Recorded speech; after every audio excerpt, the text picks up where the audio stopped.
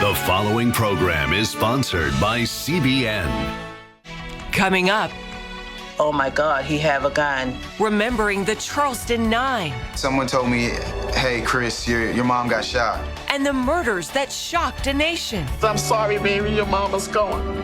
Now, a new documentary tells their stories It is a film that needs to be told. and the aftermath that didn't make the headlines And that was only through the power of the Holy Spirit. on today's 700 Club.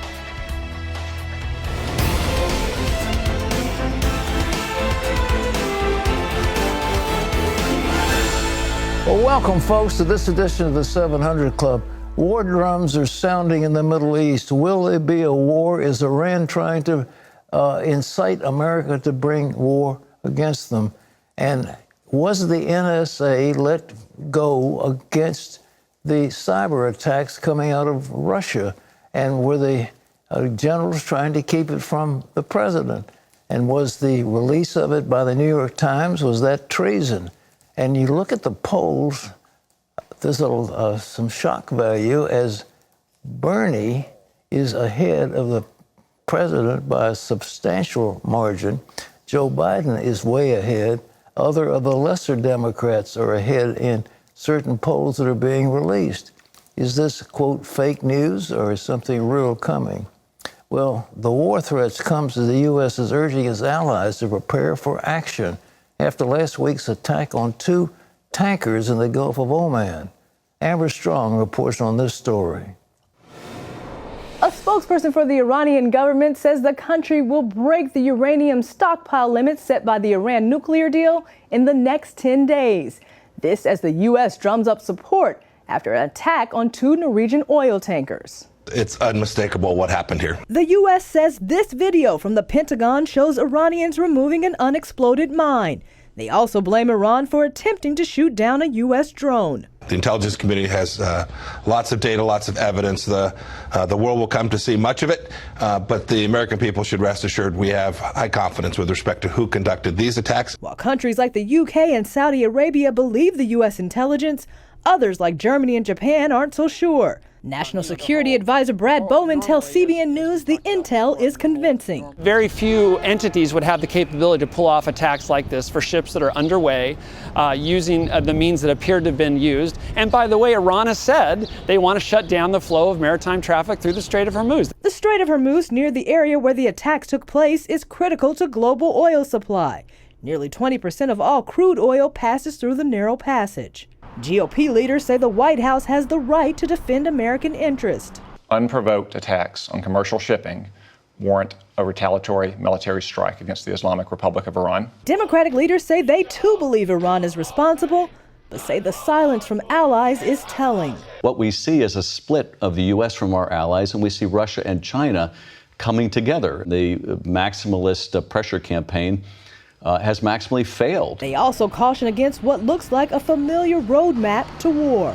What we see out of the White House is something disturbingly reminiscent of the kind of accelerating drumbeat that got us into the war in Iraq. Now, the administration insists the president does not want war with Iran, but is considering the full range of options. Amber Strong, CBN News, Washington. Well, once again, folks, I've said before, it's time for Americans to get together. We only have one president. We only have one leader in terms of foreign policy, not 500 members of Congress, but only one president. And so all these people can snip at him, but we've got to recognize we have an existential threat. Now, the thing that I've been concerned about and talking about is the vulnerability of our power grid. You see, these power systems are hooked together across regional and in some cases national lines, and they are very vulnerable to some kind of an attack. I was thinking if we had a nuclear blast, low-level nuclear, it could fry our entire system. If there was a solar flare, it could do the same thing. And you can imagine, just think for a minute, how your life would be if you had no electricity. Think what you would do if you couldn't turn on an air conditioner. Think if you couldn't have a refrigerator. Think if you couldn't have a heating unit, cooling unit, etc. And if the grocery stores couldn't refrigerate their produce and their frozen goods, we would be without the necessary substance. In a matter of a few days, the shutoff of power would be devastating. Now, China and Russia have been hacking into our grid. They have done everything they can to steal the vital records of our Defense Department, of our department stores, of our banks, etc. So I have said, and it makes a lot of sense, the NSA has vastly superior capacity than any other organization in the world to go on a cyber attack. And they have the absolute ability to put in malware or other kinds of false information into the power grid of an opposing nation. And with that grid, they can wreak chaos on these countries. Now, the president is saying the New York Times was guilty of, quote, virtual treason by bringing out a story that indicated we might have that in our mind and be prepared to go with it. John Jessup has more. That is right, Pat. The president responding to a Times story that the U.S. is taking aggressive action to target Russia's power grid. The paper reported U.S. cyber ops are inserting malicious code in Russia's power grid and other targets, a threat that could cripple their systems if unleashed. It's a sign the U.S. is going on the offensive to counter Russian intrusions in our own systems.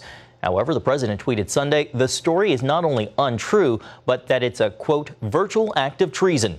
The Times said security officials did not express concerns about revealing the operation, also reporting that defense officials might not have briefed the president on details, citing concern among Pentagon and intelligence officials that he might put a stop to the program or talk about it with other governments. Administration supporters say the action is long overdue. The White House have already pushed back against a number of elements of the story. But the bottom line is the president's taking aggressive action against Russia. I wish that would have happened in 2016. Last summer, President Trump signed a directive giving U.S. Cyber Command more leeway to carry out offensive operations without presidential approval. Well, President Trump said he believes former President Barack Obama knew U.S. intelligence agencies were investigating his 2016 campaign. He spoke about it recently in an exclusive interview with ABC News' George Stephanopoulos. Clearly believe there was a group of people working against you. Do you think President Obama was behind it? I would say that he certainly must have known about it because it went very high up in the chain, but you're going to find that out. I'm not going to make that statement quite yet, but I would say that President Obama had to know about it. Attorney General William Barr is investigating the origins of the probe into suspected connections between the Trump campaign and Russia. Well, just a day before Donald Trump kicks off his 2020 re-election campaign, a Fox News poll shows how voters would vote if the election were held today. In head-to-head matchups, Trump trails every Democrat. Former Vice President Biden leading by 10 points, Bernie Sanders has a 9-point lead, and Elizabeth Warren a narrow 2-point margin. Among Democratic voters, Joe Biden leads the pack for the party's nomination at 32%. Sanders sits at 13%, and it's essentially a three-way tie with Warren at 9% and Pete Buttigieg and Kamala Harris at 8% each. Meanwhile, the president is cutting ties with some of his pollsters, Pat, after leaked internal numbers showed him trailing Biden. You know, he had a pollster who had figured out how to work Facebook, and he did so brilliantly, and as a result, without spending a great deal of money, Trump moved ahead dramatically because of the stuff that was put on Facebook and what was called social media.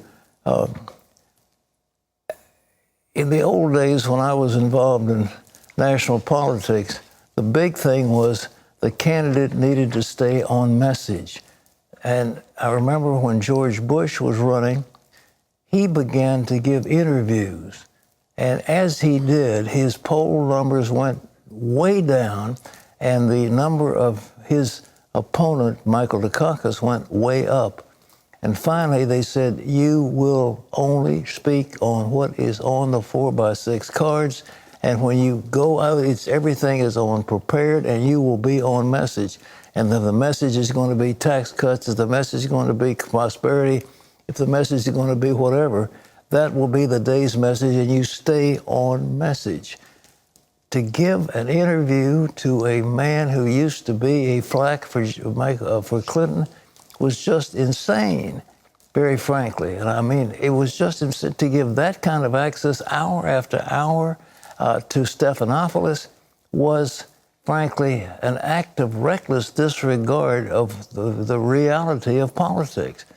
He's got to stay on message, and he doesn't have around him anybody to tell him to stay on message. And so when he gets off on these tangents, he takes away from the essential core of what his message is, and the message is it's the strongest economy on record. It is an incredible economy. It's doing a fabulous job. More people are being employed. Businesses are going and so forth. But don't be making wild claims about deals with Mexico. Don't be saying things that will set you off. Don't be criticizing fake news and all the rest of it. Stay on message. That's how you win, John. Pat, a record number of migrants from Africa are entering the U.S. illegally through the southern border. In just 1 week, the Border Patrol in one sector detained more than 500 migrants from African nations. That's more than were detained along the entire border in 2018. The migrants include Ethiopians, Eritreans, Sudanese, and Congolese who fly across the Atlantic to South America and then trek into the U.S. The African migrants present new challenges for Border Patrol agents who are used to dealing with Spanish-speaking migrants. Well, since October, the Border Patrol has detained nearly 600,000 migrants on the border, more than all of last year. Meanwhile, Congress and the White House are still fighting over funding for a border wall, with the administration facing lawsuits at nearly every turn. Chuck Holton has this report from the southern border. We're asking for an order blocking the use of these funds that Congress didn't appropriate to build a wall on the border. It's very simple. They didn't get the money for it. They can't build it. Sierra Club members are dedicated to protecting fragile ecosystems and long-standing communities on the southern border. And obviously building a 1,500-mile contiguous wall is certainly not going to help us in that endeavor. While these legal and political battles wage on, better barriers are going up, courtesy of the military and the Army Corps of Engineers. One of the stated missions of that agency's 37,000 civilian and military employees is to deliver vital public and military engineering services to strengthen our nation's security. The thousands of illegal crossers entering the United States each day from many different countries are a definite security concern, especially for locals like this El Paso woman. There is an urgency. Yes, there is. They're coming in now. It was by the hundreds, now it's by the thousands a day. We have to do something. Thousands of people are going to be released into our community, and we don't even know who they are. The U.S. Border Patrol used existing funding that was authorized under the Obama administration to recently build about 4 miles of this bollard-style fencing. It's 18 feet high, it's got no climb on the top, and it works very effectively against people crossing illegally. But here's the problem. If you only do the fencing 4 miles at a time, what you run into is what we have right here. The fence ends, and now here's Mexico over on this side. So it's not very difficult for people to just walk right around the fence and come into the United States illegally. We have to do something. I suggest that. I was hoping that they would just bring martial law. They need to bring martial law. And while arguments continue thousands of miles away in Washington over whether this is a national emergency, border authorities and American citizens struggle with the daily crush of illegal crossers and thousands being released onto city streets. From El Paso, Texas, I'm Chuck Holton for CBN News. Pat, back to you.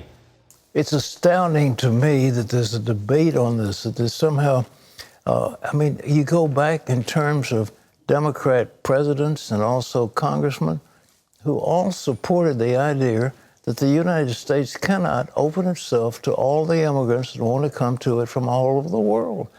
We can't afford the social services. We can't educate them. We cannot accommodate them in any way. You have to look after your own citizens, and if you don't do it, your country will be destroyed. Now, there may be people who really want to see America destroyed, and it may be that somehow they are so fixated on the idea of not giving Trump a victory in anything that they will oppose any initiative he wants to bring forth. But I know in the last election that the Republicans lost big time in the House because the American people at that time were not interested in the border wall. They wanted to know about health care. They wanted to know about things that dealt with their personal lives. And Trump missed it. The message was the wrong message. But right now, there is an existential threat to the security and the stability of this nation. And somehow or other, Congress has got to act, but they won't do it because of this visceral hatred of the president. A house divided against itself can't stand, is what the Lord said, and it's right. A kingdom divided against itself cannot endure.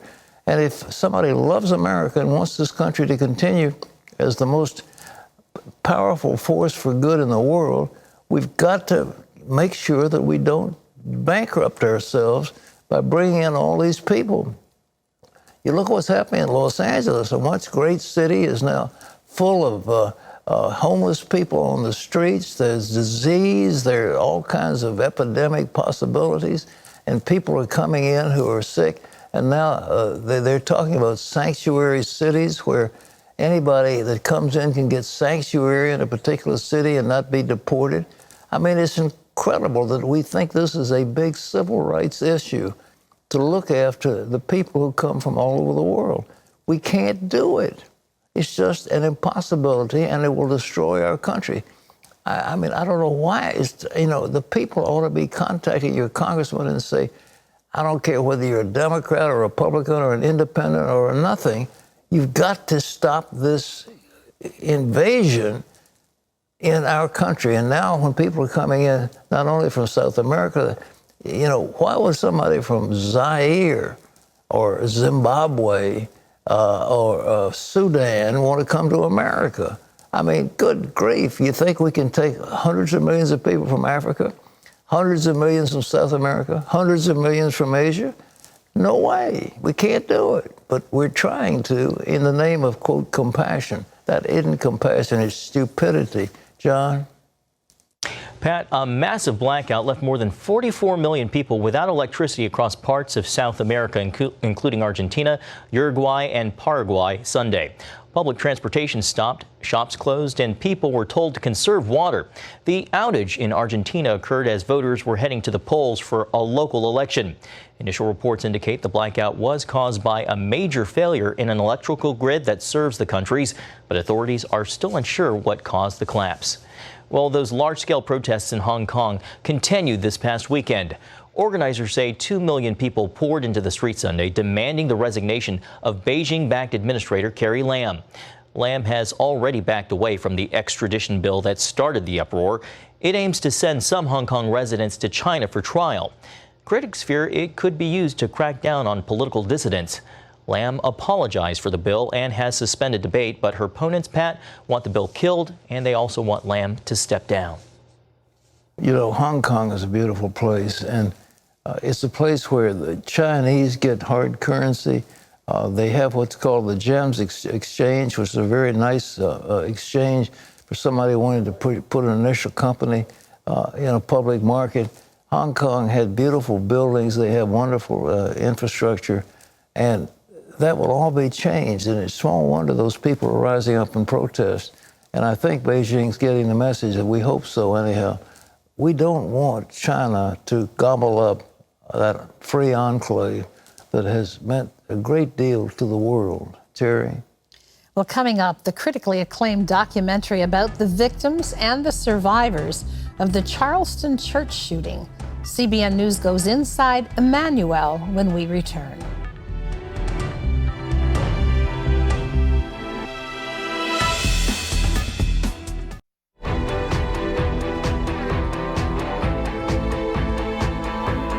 Four years ago today, a gunman entered a church in Charleston, South Carolina, and then killed 9 people at a Bible study in the church.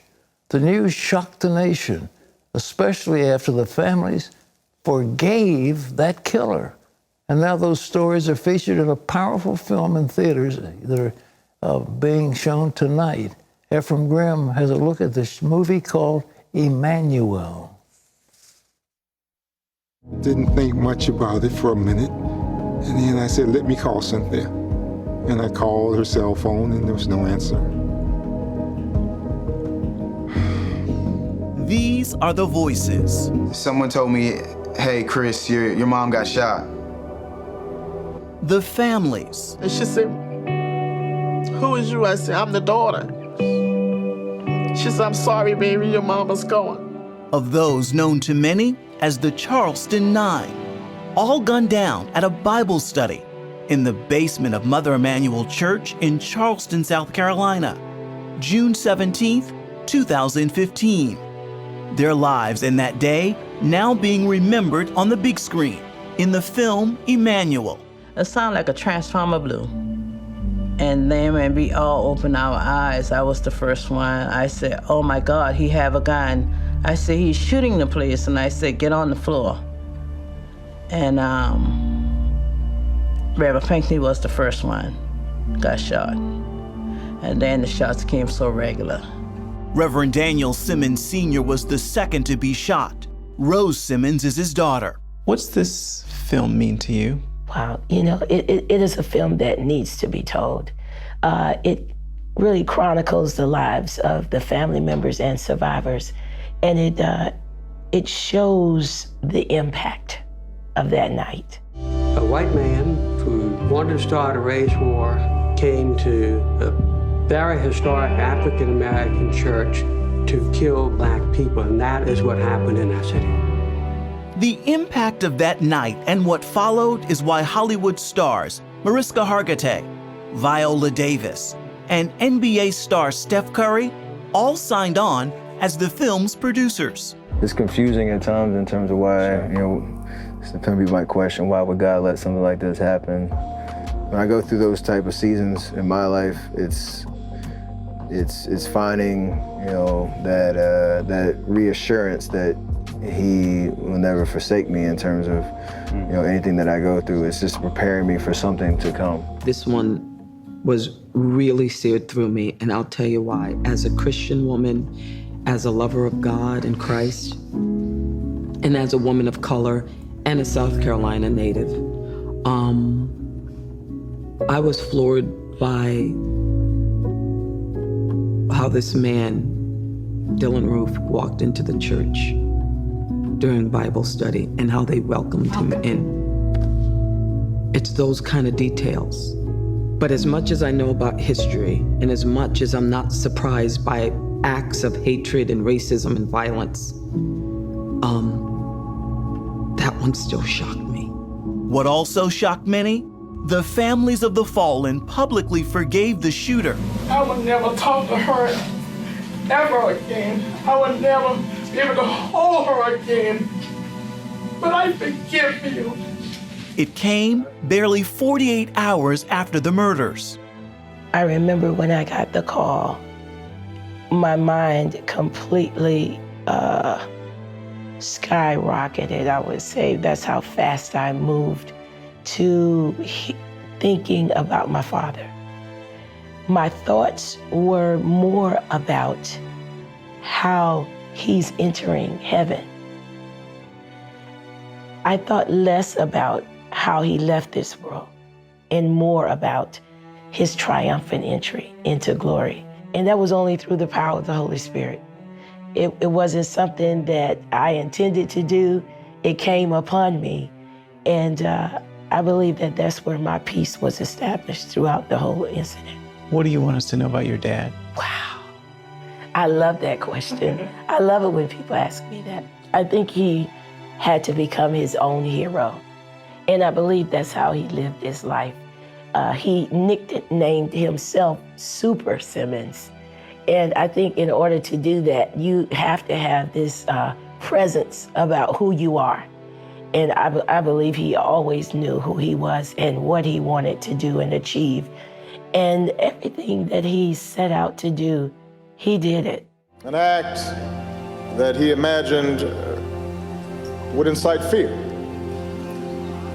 and recrimination, violence and suspicion. An act that he presumed would deepen divisions that trace back to our nation's original sin. Oh, but God works in mysterious ways.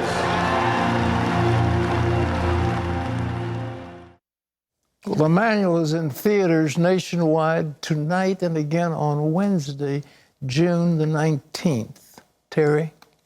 Still ahead, the unlikely story of an Ethiopian sheep herder who became a top student in 2 different countries. See how he achieved the impossible after this.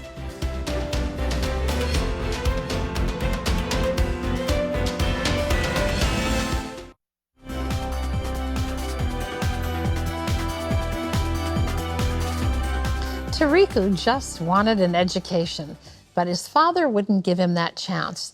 So when Tariku finally got into a school, he made the most of his opportunity. Before long, he became a top student. Now, he's sharing what he learned in classrooms around the world. Meet Dr. Tariku Fufa. In spring of 2019, he achieved what at one time seemed impossible, earning his doctorate degree from Regent University's School of Business and Leadership. And he was voted the school's outstanding student. He says he did it for one purpose. This is what I'm gonna do. Revival for every heart. Gospel for every sinner. Discipleship for every believer. And leaders for every nation. But as a young boy growing up in Ethiopia, he was far from a respected student and leader. When he was 3, Tariku became an outcast among his family and his village because he was abandoned by his mom. Although his father took him in, Tariku never went to school. Instead, he became a sheep herder from the age of 4 to 9 years old. When my dad told me that I would never ever go to school, I thought my life is over, and it was so painful. But when Tariku turned 10, the government made his father send him to school. Tariku excelled, but at 13, he learned something from his half-brother that would change his life, the love of Jesus Christ. That for the first time, I knew there is somebody interested in me, loving me. So that day, Christ came into my life. When his father found out, he and his stepmother beat Tariku unconscious and left him on the streets to die. For the next 6 years, he did whatever it took to survive. I was like those donkeys, you know, I carry stuff for people. They would pay me maybe like a penny. I buy food with that. He was also asthmatic. One day when he was 15 years old, he was cooking over an open fire. He suffered an asthma attack so severe, he knew he was going to die. As I was crying and yelling to God, I heard silent and a quiet voice of the Lord, and very clearly saying, Tariku, my son, don't cry. You are not without help. Count 3 months, I will heal you from this asthma. Once you are healed, count another 3 months, I will take you to another town and open door of education for you. You will go to university and move on to preach my gospel all over the world in the language that you have never spoken. Months later, Tariku says he was healed of his asthma. He was also attending high school, where he earned a government scholarship to college as one of the top students in his country. As Tariku neared graduation, his father learned he was still alive and went to see him to ask for forgiveness. I said, Dad, Jesus, whom I followed, took care of me. He healed me of the asthma. Jesus gave me hope. I said, yes, Dad, I forgive you because I follow Jesus. Tariku returned home with his father and shared his story of survival. As a result, the entire village, including his father, would give their lives to Christ. Seeing them receiving Christ, it is the highest fulfillment in life. Tariku went on to earn his master's and join the staff of Campus Crusade for Christ, where he met Buze and they later married. He also became the National Director of Student Ministries in Ethiopia. He preached the gospel all over the world and helped lead thousands to faith in Christ. It was at a Jesus Film conference he met Tom Keeley, who invited Tariku to share his story and ministry in the Tidewater area. While there, Tariku discovered Regent University. I just felt everything I saw like the tree, the fountain, the building, preached the presence of God to me. In 2015, Tariku enrolled in Regent's Doctorate School of Business and Leadership. The reason why I came to School of Business and Leadership was also that get more skills on how to lead from the Word of God. I want to get all this so that I can develop more leaders who can lead like Jesus. Tariku was able to take his Regent classes online while working full-time for Campus Crusade, training leaders in 24 countries. They made it flexible, so as I travel, as long as I have internet, I'm always connected. Curriculum is there, the professors are available online, and so it made it convenient for me. After 4 years, Tariku graduated with a 4.0 from Regent on May 11, 2019. He received the Outstanding Graduate Award for the PhD in Organizational Leadership. Regent will help you succeed. You will definitely experience God. You will be exposed to the best professors. Regent is simply the best school that you ever dream of. Praise God, I'm going to be called Dr. Tariku Fufa Gamachu.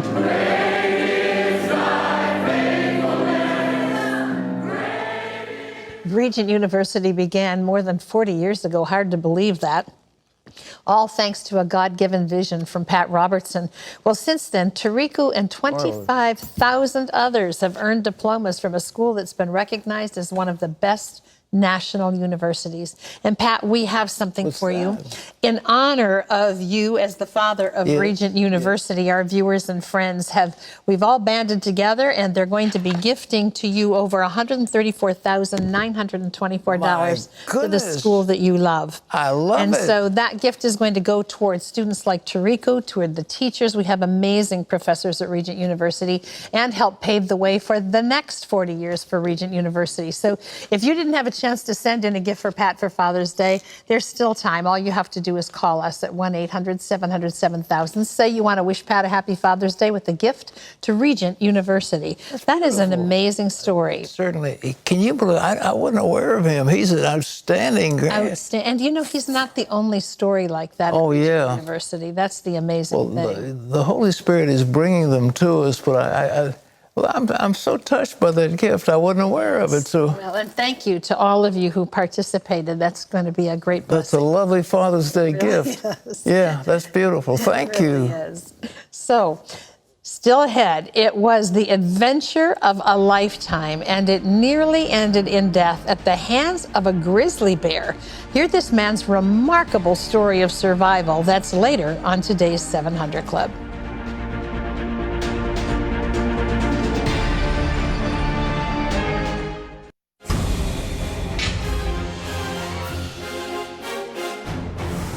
Welcome back to Washington for this CBN News break. U.S. Ambassador to Israel David Friedman joined Prime Minister Benjamin Netanyahu to open a settlement in the Golan Heights named after President Trump. The settlement will be called Ramat Trump, Hebrew for Trump Heights. The community is 30 years old with only a population of 10 people, but Israel hopes the name change will encourage a new wave of residents.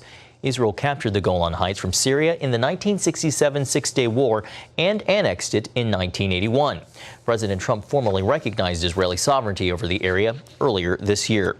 Well, CBN is at work in Senegal to help raise awareness about children suffering from medical conditions like cleft lip and cleft palate. CBN's French Africa team hosted a gospel concert in the capital city to raise support for the children. The event included a performance from a renowned Senegalese gospel singer and personal testimonies from people impacted by cleft lip and cleft palates. The communications officer of the Catholic Churches and the president of the Pentecostal Association of Senegal all showed support by attending the event. The gospel concert also reached more than 150,000 people on CBN's Africa Facebook page for French speakers. You can find out more about what CBN is doing around the world by going to cbn.com/international. Pat and Terry will be back right after this.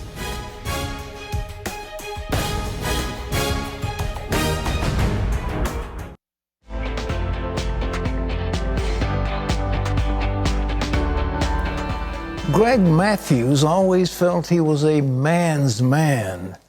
until he went toe-to-toe with a mama grizzly. You see, Greg was on a hunting trip when he became the hunted, and within seconds, an 8-foot-tall, 600-pound predator was sinking her razor-sharp teeth into his flesh. Greg Matthews and his brother planned a 10-day hunting trip into a remote area of Alaska. Saw one yesterday. It started out as the adventure of a lifetime, but on September 22, 2015, everything changed. Greg came face to face with a vicious grizzly bear. The attack was gruesome, but miraculously, Greg survived. In his book, Wild Awakening, Greg shares his remarkable story of survival and how a relentless animal actually healed his wounded heart.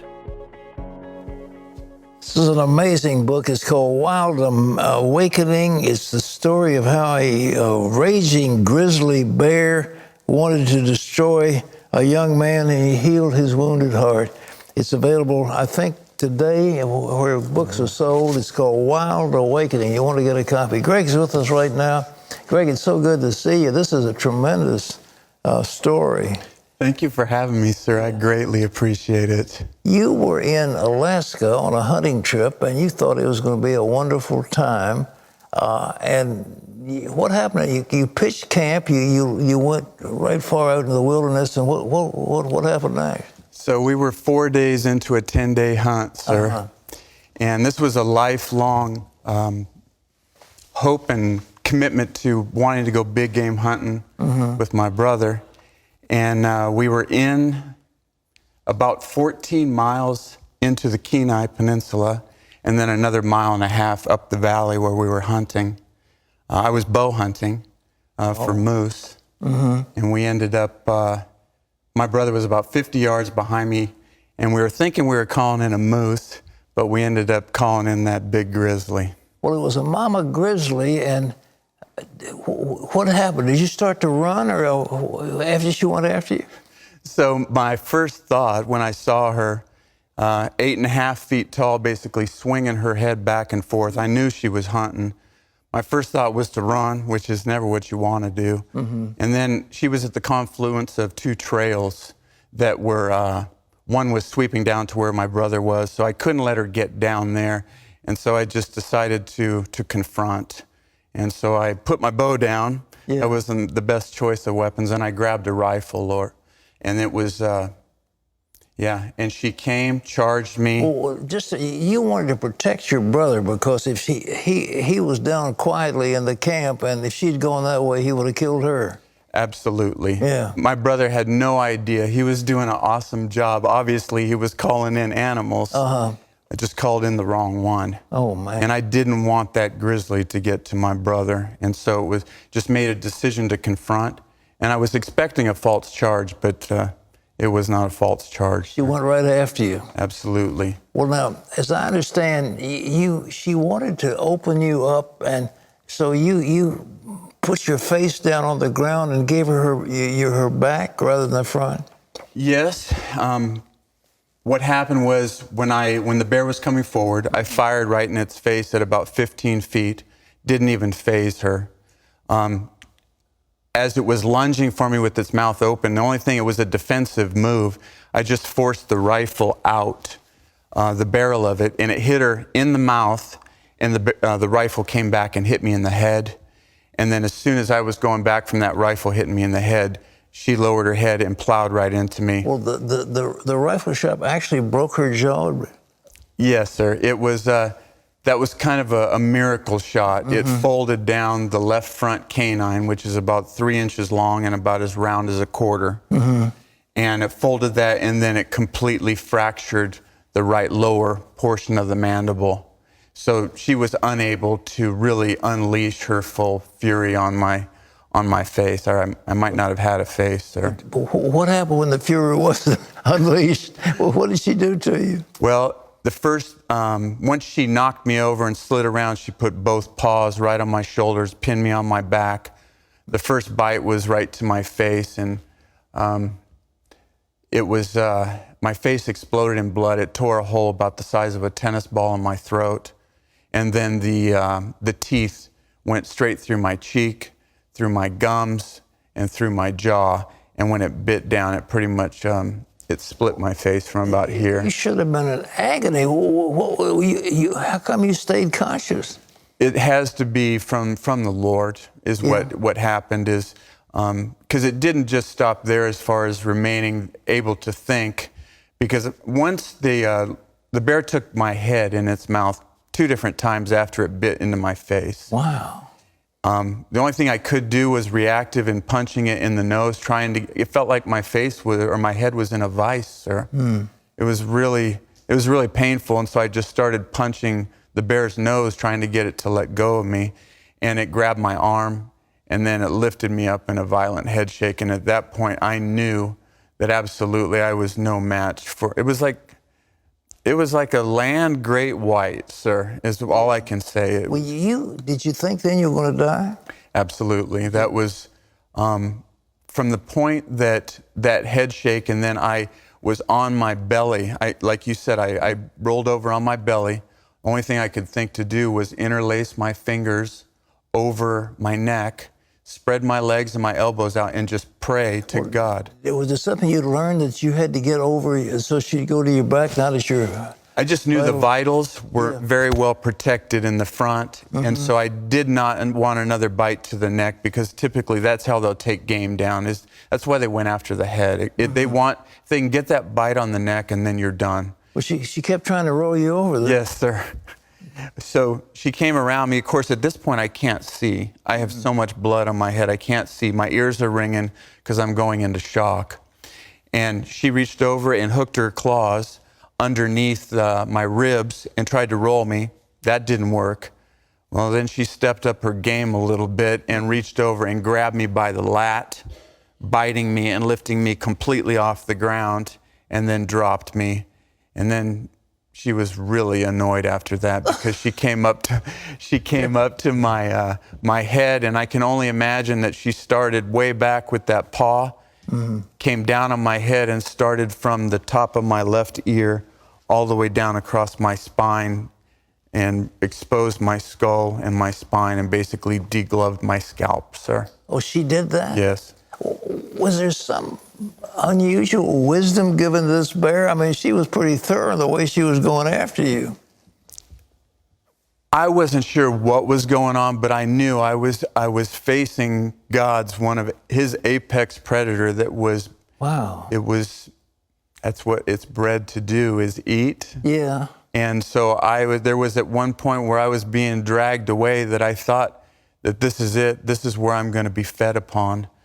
And that was when I knew, after the headshot where it opened up my whole scalp, I knew I had no power in myself. And it was going back to a father wound that I had, where I didn't think God would show up, because my dad left at a very early age, and I thought if dads can leave, anybody can leave. You harbored that against him all your life, right?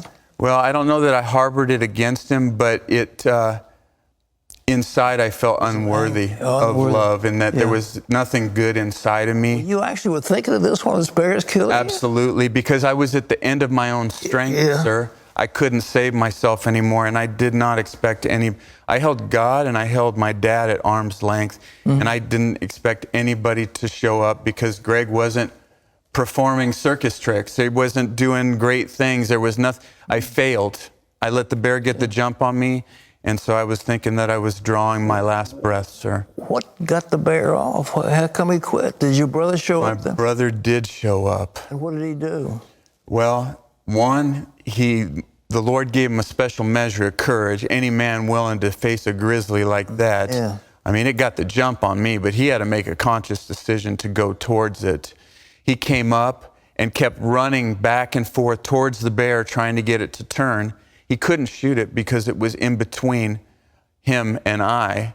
So if he shot the bear, there was a chance that that bullet could go through the bear and into me. Unfortunately, each time he ran up, the bear turned towards him with my leg still in its mouth. Oh, my. And he said that the bear's face was completely covered with my blood. And what got him off of there? I mean, he ended up finally getting close enough to where the grizzly thought he was more of a threat. Oh. And so the bear dropped my leg and ran towards him. And he fired once. It came up on all fours and tried to bite his face. And then he fired once more into the neck. And the bear, it didn't kill it. It ended up dropping down, saying, 3 is enough. Yeah. And it ran into the woods where it was thrashing around. Well, now you're in the wilds and you've got to get back to civilization. What did you do? Well, I was just continued my path of praying, sir. Yeah. And that was an answer to prayer, the fact that my brother had that courage to show up and do that. But I had a lot of obstacles still against me, not believing that God was, that I was worthy for God to go to extremes, which is what he would have to do to save my life. Well, you were pouring blood. You'd lost, how much blood had you lost? Well, I can tell you by the time that I got back to the boat, there wasn't any part of my clothing that wasn't soaked in blood. I was walking through Alaska like a big old T-bone, sir. And how many miles did you have to go to get back to the boat? It was about 1.5 miles, and it was tough getting out there when I was healthy. Sure. It was terrible trying to get back, but the Lord was faithful. We came up with a plan. My brother Matt would walk backwards behind me with his rifle, and I would stumble and fall and or crawl, whatever it took to get back to the boat. He was still thinking the bear might be tracking you, trying to kill you. He was guarding my six, sir. Yeah, okay. I wanted to show something to you that I brought. That's normally... Come on, what is that? You can hold, that's a grizzly claw, sir. And that was digging in, give me a close-up. And it's usually attached to about a 10 to 14-inch paw. You can set that on the table if you want, sir. Thank you. I just wanted to give your audience some perspective of, that's about how long the teeth are too, sir. And he just ripped you to pieces. How long did it take you to rehab? You got back to the boat and then you got to run the boat to where? It was about a 14-mile ride back to the boat. When I landed back on the beach, I was going into hypothermia. I was still bleeding. I showed my brother how to rebandage the wounds and splint my arm. And so from there, the decision was, I told him, I said I would never survive a 14-mile boat ride. It was starting to get dark. The temperatures were dipping. And there was already white caps out on the lake.